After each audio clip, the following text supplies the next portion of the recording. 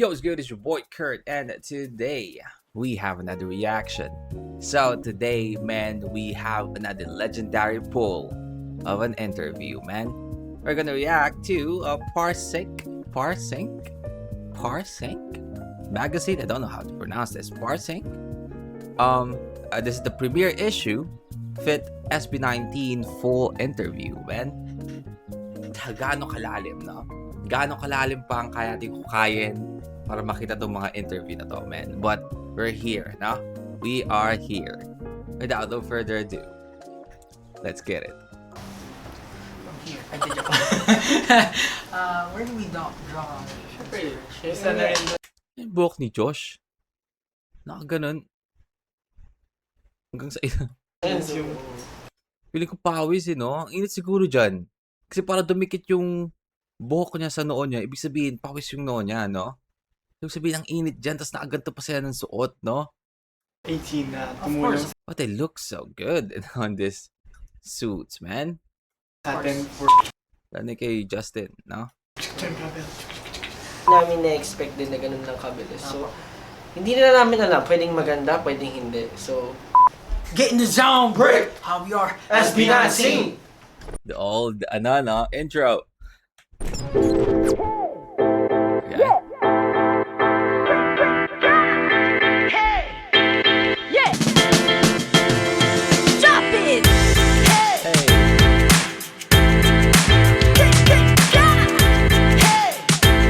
Yeah. Drop it. Hey.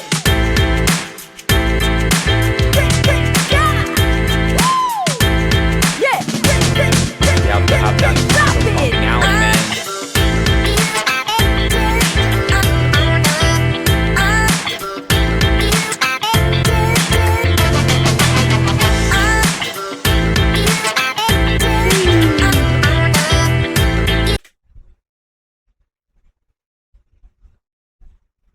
Okay ka na? O saya ka na ba?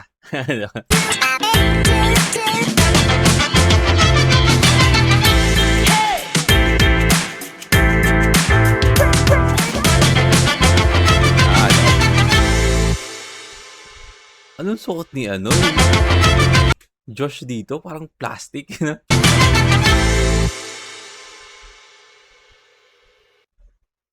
The premiere issue. Okay? Alright, so guys, welcome to the studio. And first question would be, Parang ang how are you init coping tingnan sa in lugar this na yan. pandemic?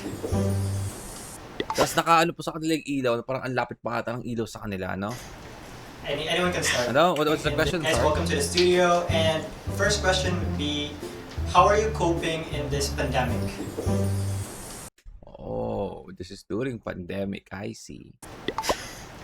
Anyone can start. Di. Ulit po, pwede po ulit. Sagot na kaya? Game na kaya ba? sa ngayon po so far we're trying our best to be active, shoot, we're still practicing at home kahit po na medyo hiwa-hiwalay kami, and tinatry pa rin namin if may chance na magsama-sama para makapag-practice, para po continuous pa rin yung mga continuous yung pagpa-perform namin, continuous na may entertain namin yung mga Filipino, especially yung 18. Let's go. So ngayon po, mas gusto po namin maging productive po. Kahit po ganito po yung situation natin ngayon.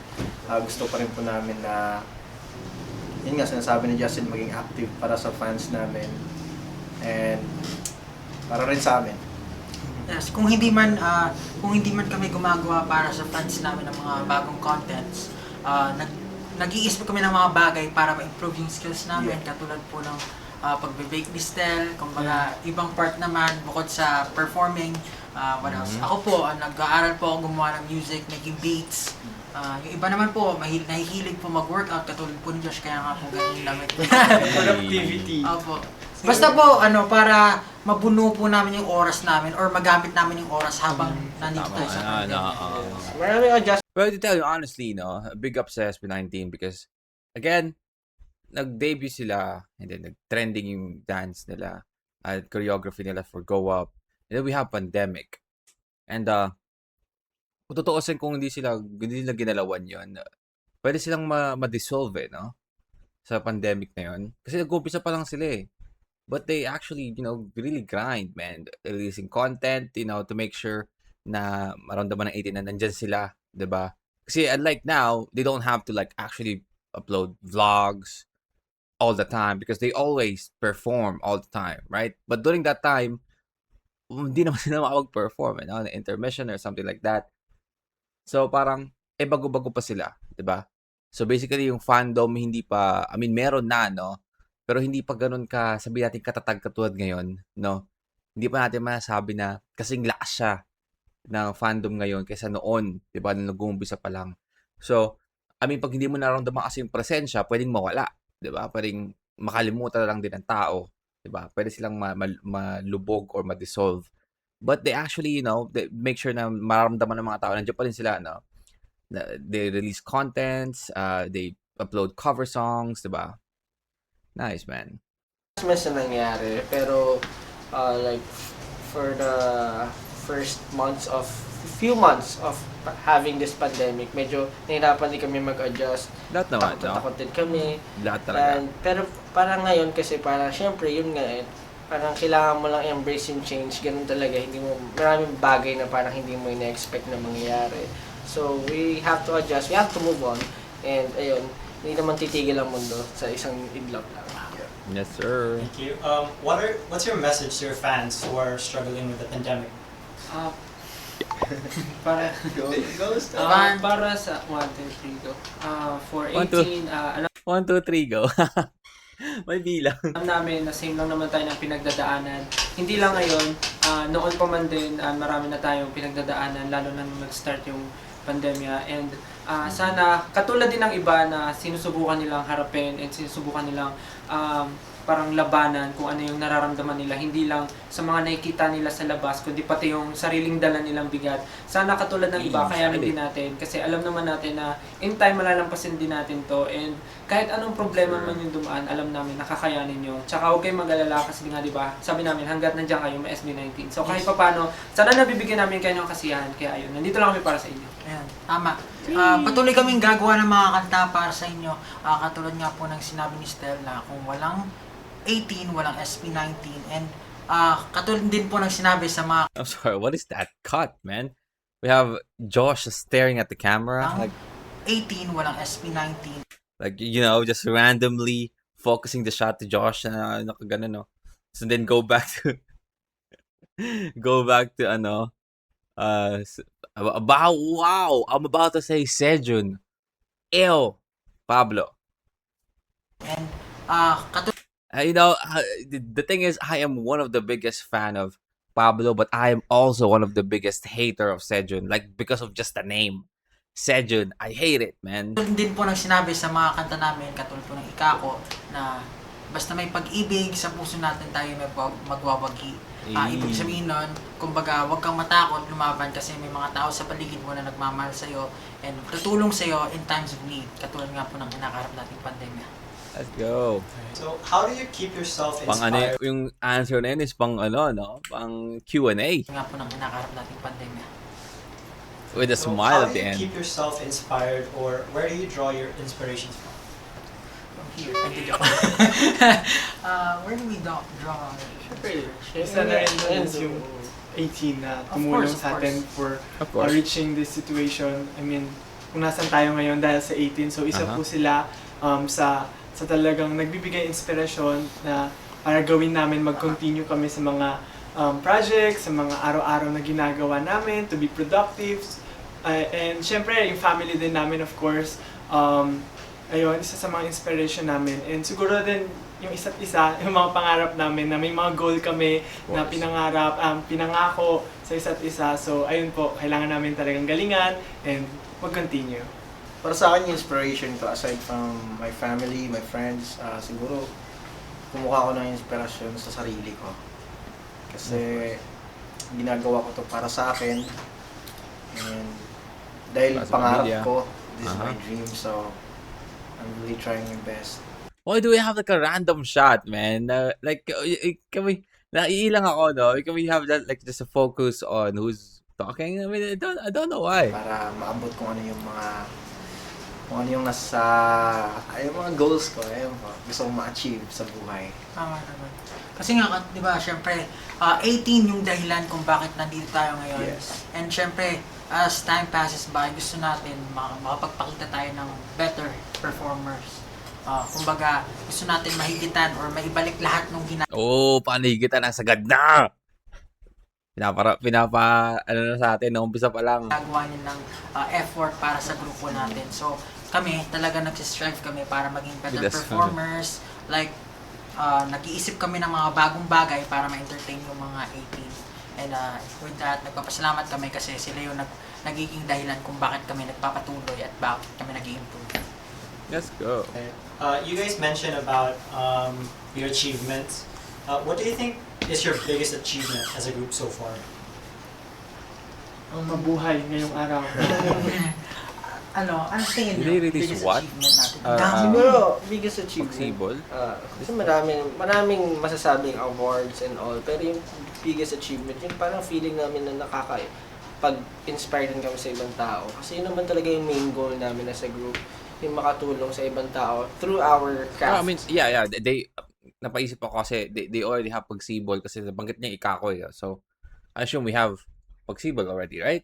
So parang, yun, ginagawa namin yung gusto namin, tapos na-appreciate na ibang tao, through that, parang na-appreciate din nila, and parang ang dami namin na-inspire na hindi rin kami aware. So, sobrang dami minsan, syempre hindi mo na mapapansin, di ba?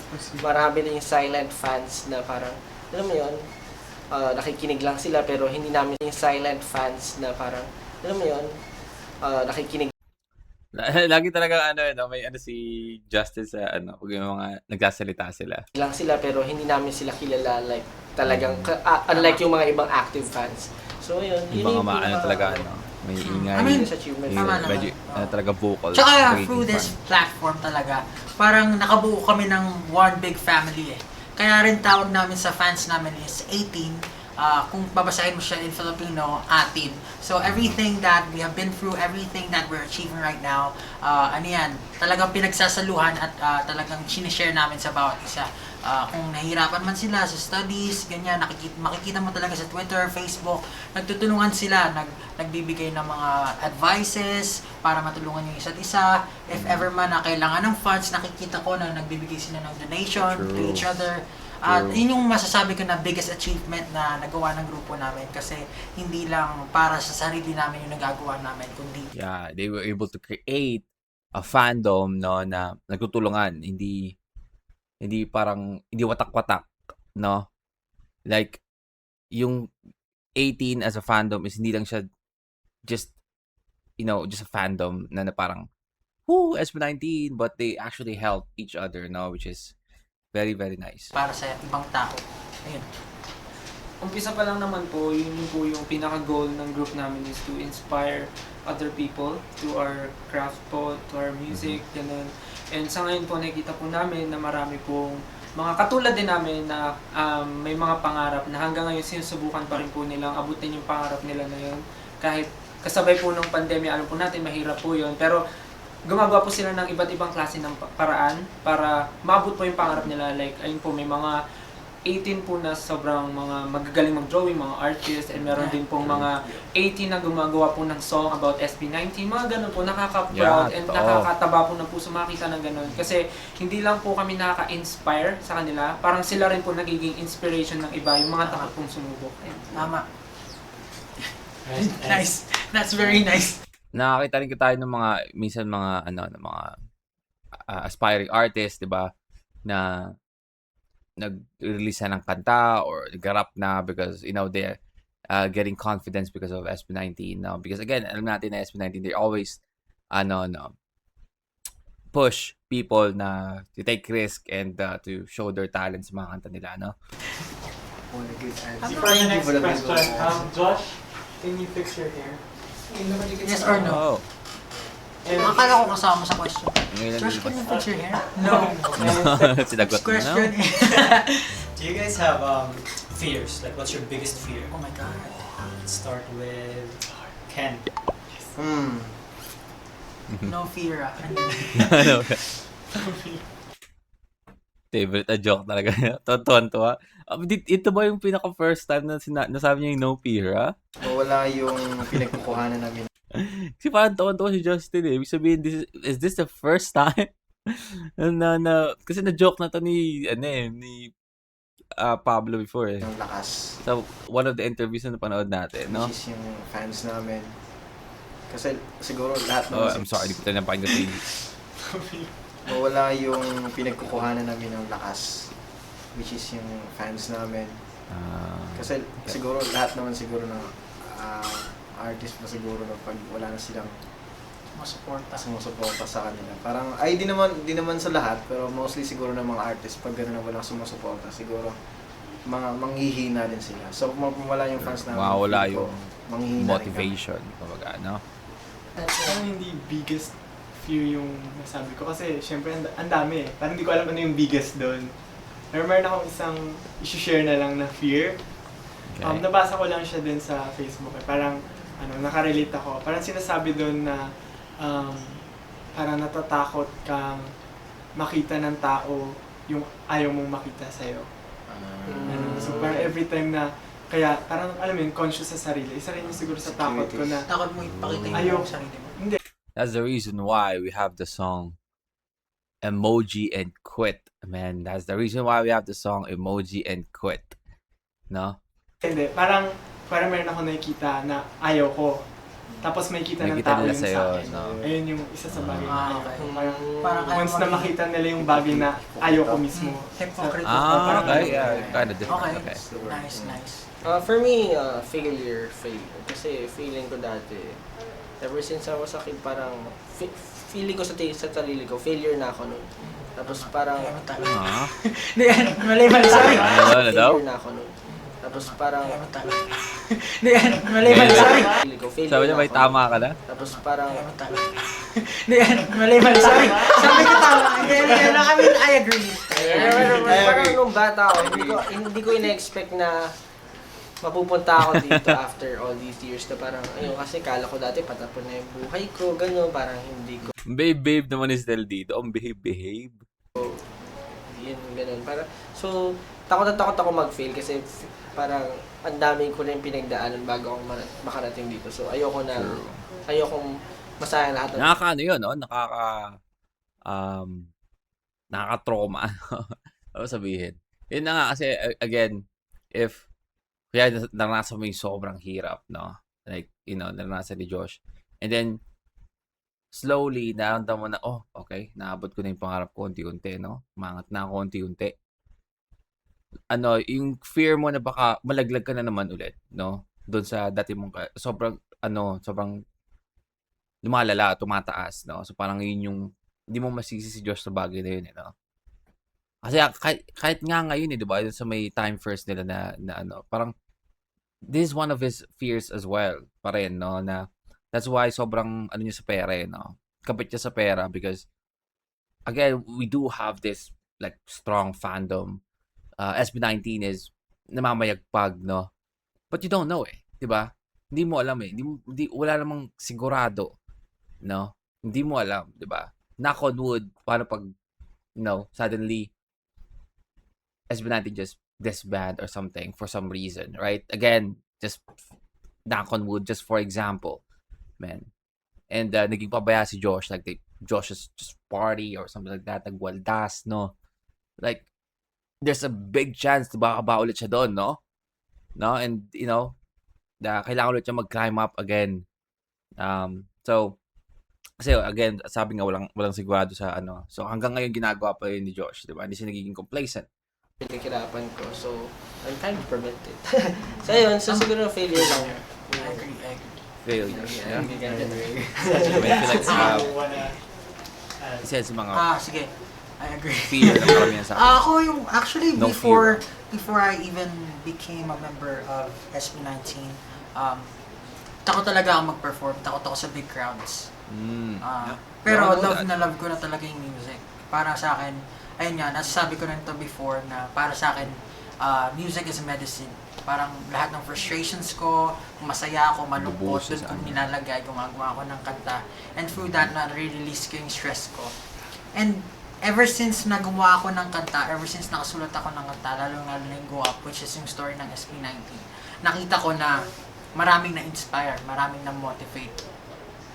Maraming nabuhayan ng loob, maraming nagpatuloy sa pangarap nila.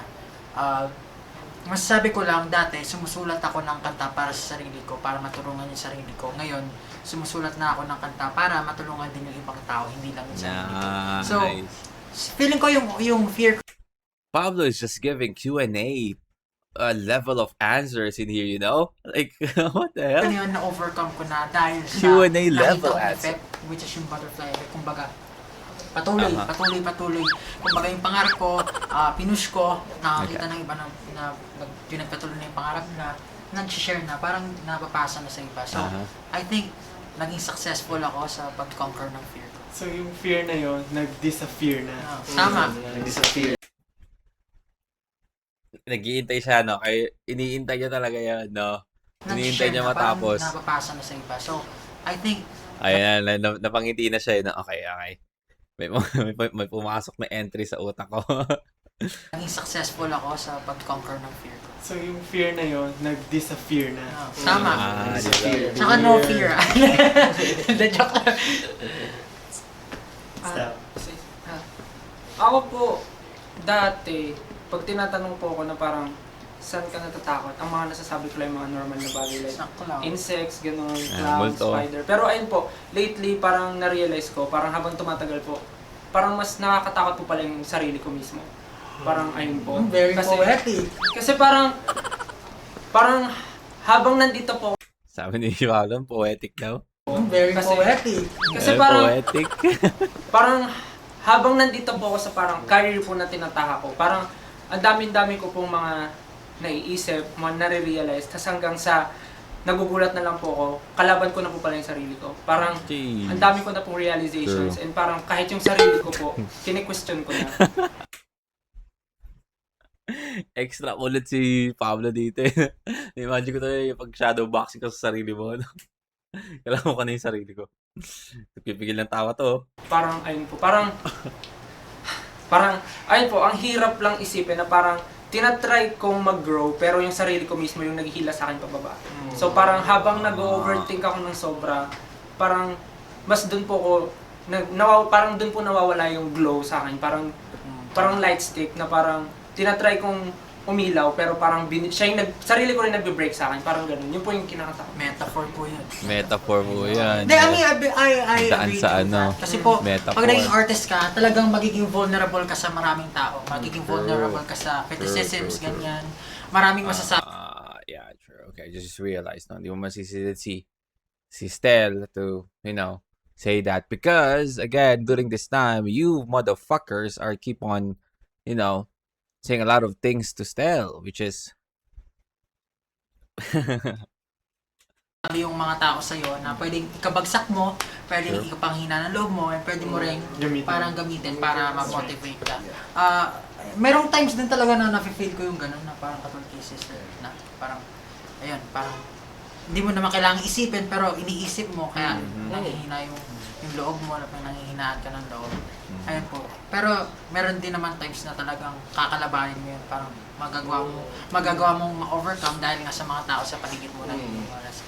Ayun lang po. Sana hindi sila panghinaan ng loob na tahakin yung ganito. If ever man na gusto nila maging artist or mag-release ng mga kanta, sana hindi sila panghinaan ng loob. Pagpatuloy nila. Right. It's interesting because like I noticed most of your answers are not like trivial fears, like what do you call this? Like what Stel said about how you have Insects. basic fear like insects or scared of the Dark. dark. Spiders. But your answers are very like introspective. It's very like almost like questioning yourself. Yes. Very Mahirap. yeah, metaphorical. Metaphorical. Can you? Was there ever a time where you guys almost gave up and just wanted to stop? Many times. Oh. Oh my God. There were many times po. Can't even count. Even before we even became SB19 as a group debut, po, no? actually si Stel na iwan siya. Si Stel and Justin actually. Kumbaga lahat kami That's one nag-quit of the- na. Bumalik lang kami dahil One of the parang famous gusto story, namin no? pagpatuloy yung Our pangarap origin namin. story ng And F19. after that, siguro, situation, nabuo ulit yung loob namin. Pero there came a time after 3 years na nagte-training kami, parang nakita namin na, oy, wala nang nangyayari sa atin. After debut, like actually after Nag-debut po kasi kami ng Tila Luha and Right. unfortunately, it wasn't that successful. Hindi siya parang tinangkilik ng maraming tao. Pero nagpatuloy kami a few years after, parang na-realize namin parang wala nang nangyayari sa career namin and wala kaming kinikita, wala kaming natatanggap or anything. Hindi kami nakakapagbigay sa Nakakatawa family. no? Kasi parang yung pinaka song na dinebut nila is Tila Luha, no? And medyo parang ang dating is nag-flop siya sa unang labas. Kasi di siya ganun ka tinangkilik talaga. But the song itself, Tila Luha, is classic. It's timeless, man. Napakagandang kantang papakinggan mo, no? Na hanggang ngayon pwede mo siyang ma-enjoy, no? The song, you can use that in a like singing contest, 'di ba? Gano'n kaganda yung kanta, no? But I guess hindi pa siya na-realize ng mga tao before during the time na kasi of course bago pa lang sila. And I guess kung isipin ko rin kasi parang sobrang liit ng chance mong magpakitang gilas to a ballad song. I don't know, is it just me? Kasi parang yung sa Go Up kasi, Go Up is a very high energy pop hip-hop song, no? Na upbeat, right? And they, at the same time, they have this, S-tier choreography, na which is yung dahilan kung bakit talagang nag-boom yung ano nila. Because, marami silang paraan para ipakita yung kanta, di ba? Like the choreography, di ba? Gusto ng tao yung na-amaze sila pag may pinapanood sila. So parang, I guess Tila Luha is because it's a ballad song, no? Parang hindi siya masyadong, kasi parang pag ballad kasi parang you have to sit down and you have to listen to it. Because again, it starts slow. Diyan magpo-progress yung yung melody and yung music, right? Unlike sa mga like upbeat pop, like once the beat started, I mean, maano ka na, ma-capture ka na, this song, man. With choreography as well. Diba? Parang gano'n yung reaction ng tao. Pero pag Tila Luha kasi parang, malumanay muna, no? Slowly yung pag-angat ng music. So I guess that's the reason why. Kasi alam niyo naman, ng mga tao ngayon, sobrang liit ng ng attention span dahil sa TikTok. TikTok ang may dahilan yan, no? So, kailangan, for few seconds na binuksan nila yung video mo, dapat makuha na nila yung attention mo para panoorin nila yung buong video. So, you get what I mean? I hope I'm making sense. Making sense. Namin, hindi kami nakakapagpundar. Siyempre, kailangan, as time passes by, kailangan nakakaipon ka rin kasi nga hindi naman pwedeng wala lang. Parang True. ginagawa mo lang as a hobby. And then, parang before you go up, sabi namin, itigil na natin to, last shot. Ibigay na natin kasi kung dito kung wala mangyari, let's stop. na kami.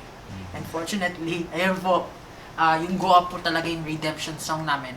Siya po yung nagdala sa amin kung Redemption nasaan song. kami ngayon. Nakilala kami dahil sa kantang yun. And Freedom. that song will forever be special. Of Favorite course, song ng man. grupo namin, Go Up. Alright, so that was years before, even pre-debut days. Let's talk about the future. How do you see SB19 5 years from now? I feel like ngayon yun, no? Let's see, no? Let's see kung gaano ka-accurate or kung ilan sa mga nilang mangyayari talaga ngayon. Nangyari na ngayon. Marami kasing possibilities. Can A we year ago, just hindi nga namin na-expect na magpupunta kami.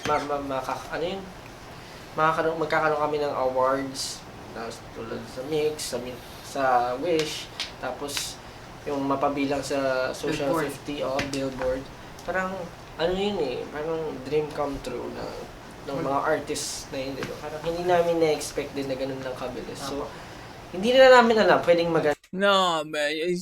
At least, say something. Like, just maybe a what if. Come on, man. pwedeng hindi. I wanna see, I wanna compare kung yung mga iniisip ba nila noon is nangyari ngayon. No, during this time, like, just, of course, I mean, alam ko marami silang naisip talaga.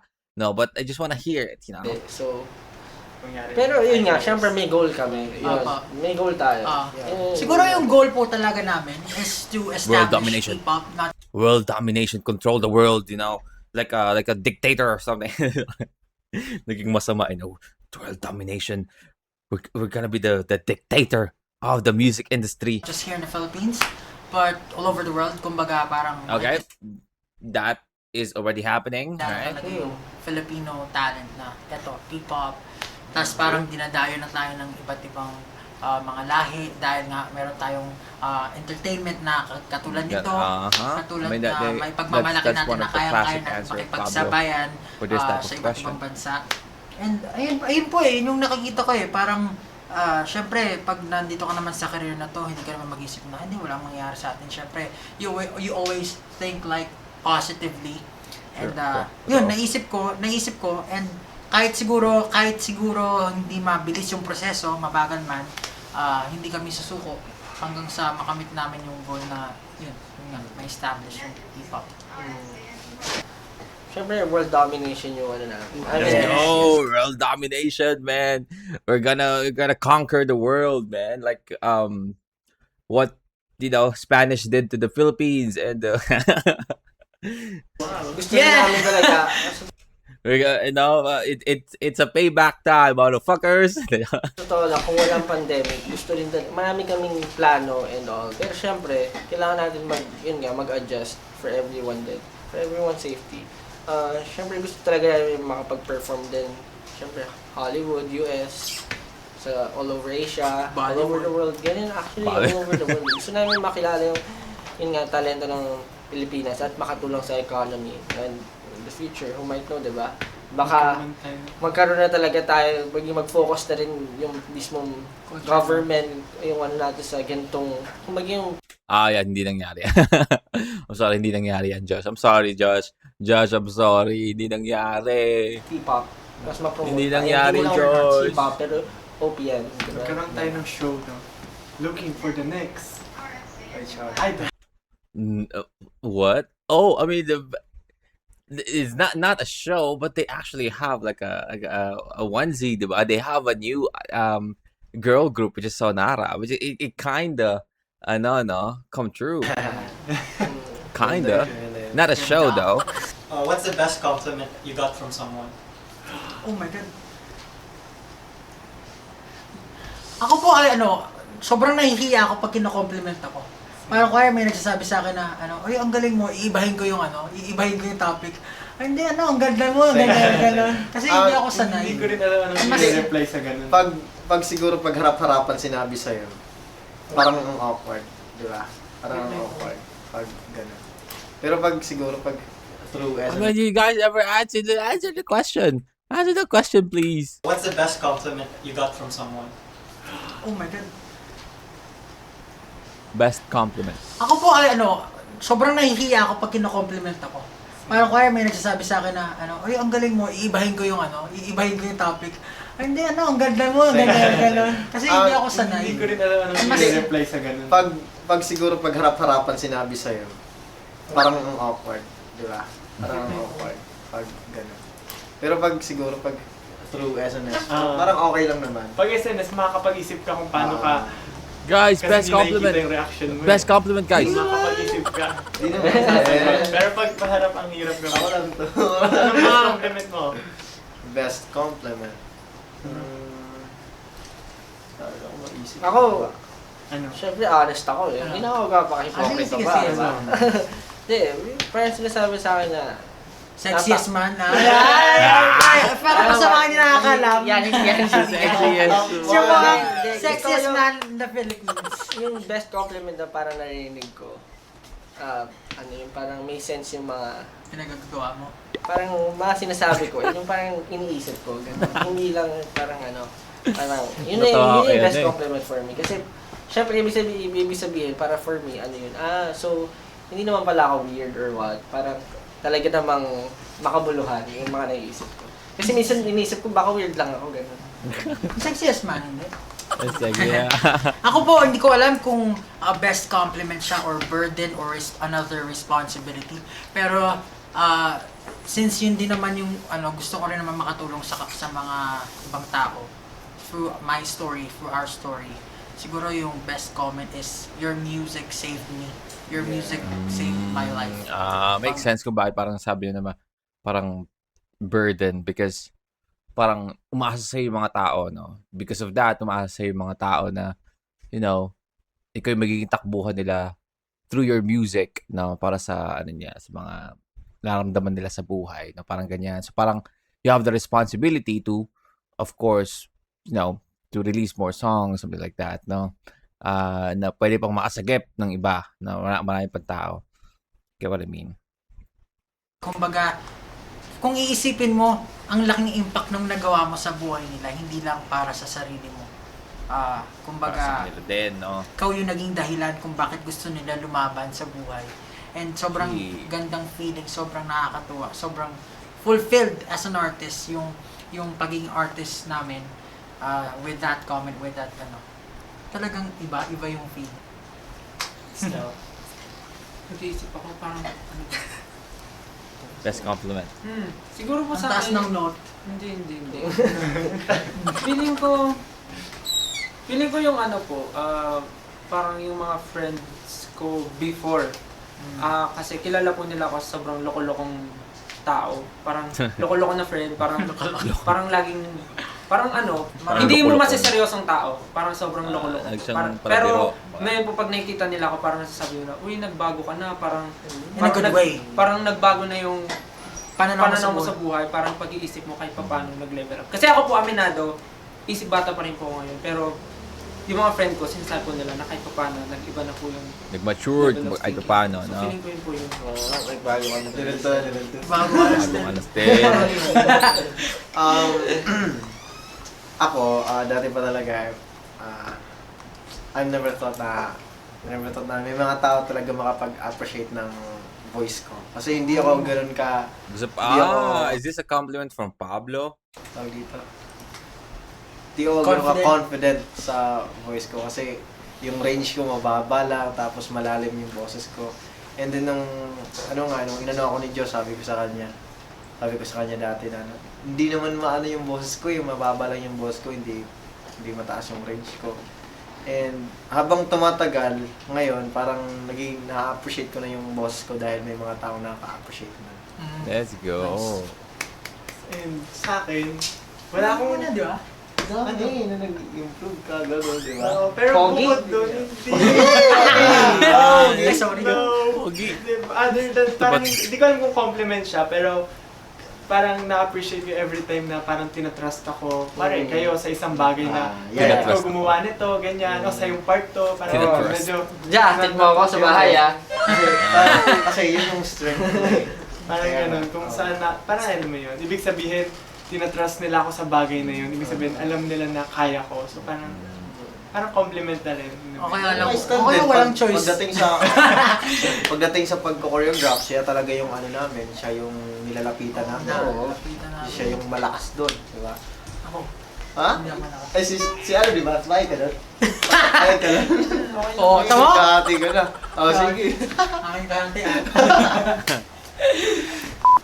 Hi, I'm Justin. Hi, I'm Ken. Hi, I'm Stel. Hi, I'm Sejun. And I'm Josh. And we are...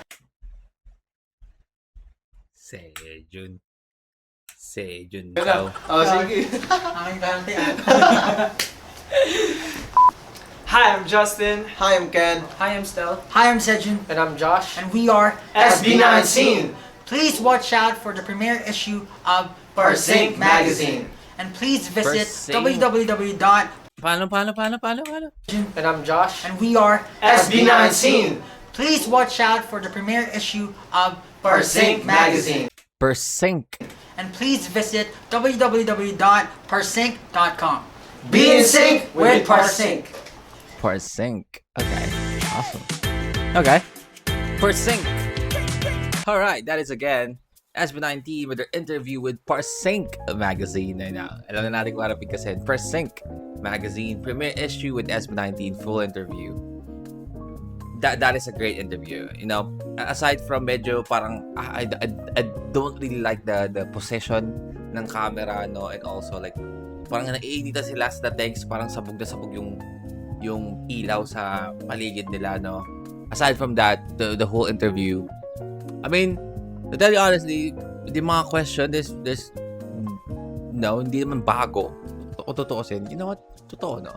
Parang hindi naman bago yung mga question. I guess yung energy nila, lalo na kay Pablo sa interview na to, it makes the interview more, you know, fun to watch, no? But yeah, that is a wrap for today. Hope you guys enjoyed that, no? And if you want to react to more of SB19, just comment down below. We're gonna react to it. And that's it for me today. See you on my next vid. You guys stay awesome. And peace.